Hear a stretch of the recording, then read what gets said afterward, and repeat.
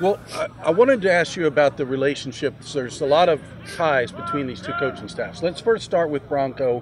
When did you first meet Bronco Mendenhall? I mean, I think when he was at BYU, I don't know what year, but just being at BYU, Was he the head coach or an assistant head still? coach, He was the head head coach. coach After LaBelle? after Lavelle. I can't remember when I met him. I know, I think most of it started with Bob. Hmm. When he was interested in, walking out there, so he got a chance to meet him. Um, so that's actually how I saw Sean. Hmm. Just going to Because you the had been going to their practice. Yeah, just going to the practice, and I saw young coach, liked the way he coached, liked his energy, and I just kind of filed some stuff away when I had an opening that Yeah, I knew I was going to hire him. right. But I have tremendous amount of respect for Bronco. Robert and I, and Mark Artois, Robert and I, the offensive coordinator, Mark Artois, the running back They're coach. from your hometown. We're all from the same hometown. I've known him since growing up. Um, Kelly Papinga, Coach Howe, outside linebacker coach and safety coach. Known them because we visit each other. They've come over here. We've gone over Hmm. there. Because we got a lot of similarities. I love the way they coach, effort, Hmm. discipline. So we try to steal a lot of their ideas. Vic Soto is a guy that I met in doing some camps. So know a lot of guys on the staff. Really good guys, but really good football coaches too. So going back to Bronco, having gotten to know him a little bit, and he coached your son. What's your thought on him as a person? As a person, as good a person as there is, um, as good a football coach as there is in the country. Very, very smart guy, smart football coach, good football coach.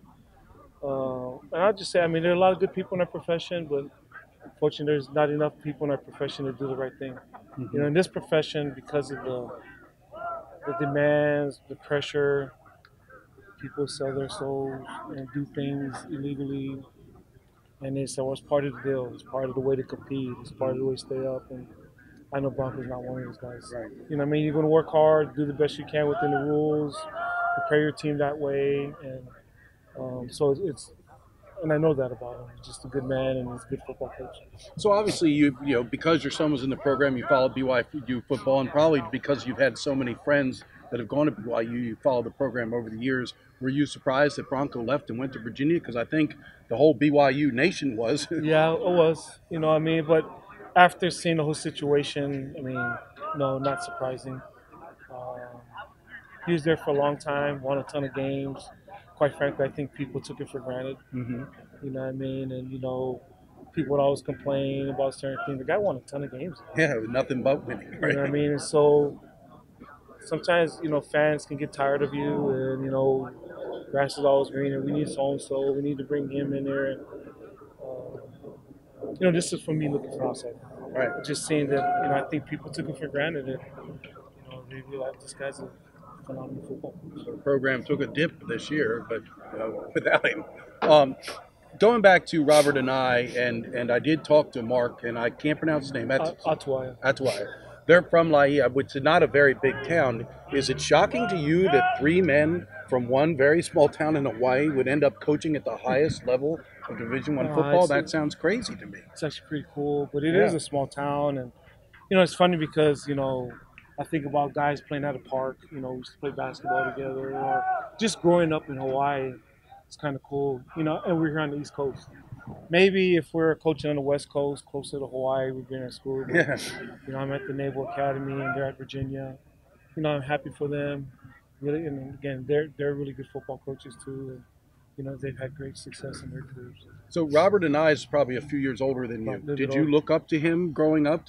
Was he one of the athletes in your town that you thought, yeah, I'm sure he was a really good football player. Well, Obviously. yeah, he's a little bit older, but he was also on the BYU national championship team. Hmm. So growing up in Hawaii, being from Laie, even though it's in Hawaii, most of the people growing up in that area were BYU fans. So Right. it's kind of cool to have a guy from your hometown win the national championship. But, we all knew about Robert. But plus, he had a ton of other brothers that are really good football players too. So the Nye family on the North Shore is very prominent. His Very dad prominent, was one of the legendary coaches for Mika Nye. So Oh, really? Okay, I didn't know that. and so Okay. they're the Nye family on the North Shore and Right. Ottawa, because Mark at one point was the leading rusher in the state high school football history. Right. So they're well-known people. So I talked to Mark yesterday, and I was joking with him. I said, "Do you ever eat at Coach Ken's father's restaurant?" He said, "Why would I do that? I can just go to his house and eat." But he said he's actually had eaten dinner at your house, Mark. Yeah, yeah. I mean, Mark, like I said, it's a small town. I mean, his house is literally from here to Bangkok. That's what he said. I mean, Yeah, I go mean, down and turn the corner. yeah. Yep. His house is so close. Robert's house might be from here to, I don't know, to Dogland. You know what I mean? It's such a small town. Yeah. So yeah, Well, Mark was mentioning that Coach and I was a graduate assistant at BYU. You were a graduate assistant in Hawaii, and you both recruited him, and he felt bad because he loved you both, and he knew somebody was going to be disappointed. Do you remember recruiting oh him? no, no, I mean, he's one of the best players. Him and Itula Mili, the two of the best players in the states. Robert actually started as a graduate assistant at Hawaii. He did. Then went to BYU. Okay. But at that time, yeah, we were at different schools, but I understood. I mean, like I said, the Mormon Church is really strong in Laie, and so kind of figured. What did you get recruited by BYU? No, this is a while. I mean, not really. How could they have passed on the greatest quarterback in Radford High history? No, I was a scrub. Well, one thing that Robert did mention to me, I did not realize this in all these years, that your school actually is not that's not your home school. You went there because it's close to the Navy base where your father worked, right? Well, yeah, I went there to play quarterback.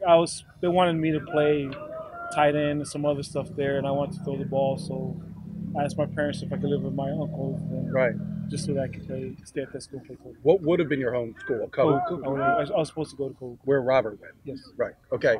And then, so last but not least, what Robert or Mark at Tue said was really cool to him. There's going to be 6 Samoans coaching in this game. They have a grad assistant who's also. What's that mean to you? Because you were the first, and that's pretty cool that you and Nua, and then on their side 4. That's 6 Samoans. That's what Nua was joking. It's the poly. Well, if you ever went to American Samoa and saw how many people there are, and how many Samoans are or Polynesians, it's kind of amazing because not very many of us. So it's a great honor. I mean, and I think all of us are grateful for the opportunity. Well, last but not least on this topic, you were the very first Polynesian head coach, very first Samoan. I don't know what the BYU coach now, Kalani Sataki, is. Yeah, he's Polynesian. Right. But do you think some of these other men we're talking about deserve to be head coaches? Robert and I, could he be? I mean, Robert could definitely be a head coach. I mean, he's as good a football coach as there is. Smart football coach, has been coordinator for many years. And there's, many guys that, Right. There's guys at Oregon. There's other guys out there, are there not? Coach Noah. I mean, he could be a head coach. I mean, there's a lot of good coaches, but there's a lot of ethnicities that are good coaches. But yes, there are a lot of good Polynesian coaches out there. All right. Thank you, Coach.